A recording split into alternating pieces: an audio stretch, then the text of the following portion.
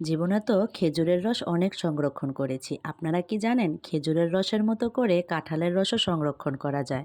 তার জন্য প্রথমে আমাদের লাগবে বড় সাইজের একটা কাঁঠাল।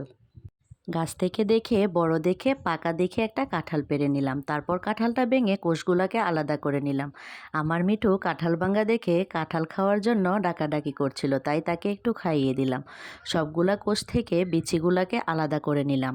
কিছুটা চুন হাতে নিয়ে কাঁঠালের কোষগুলাকে হাতের সাহায্যে মেখে 2 ঘন্টার জন্য রেখে দিয়েছিলাম। যে পানিটা উঠেছে সেটাই আমি একটা নেটের ওড়না দিয়ে ছেঁকে রসটাকে আলাদা করে নিব।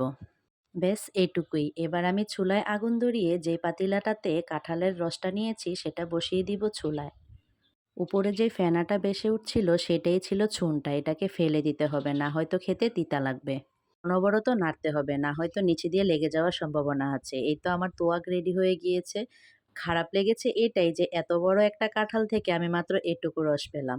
আপনাদের ভালো লাগলে আপনারা তৈরি করে নিবেন।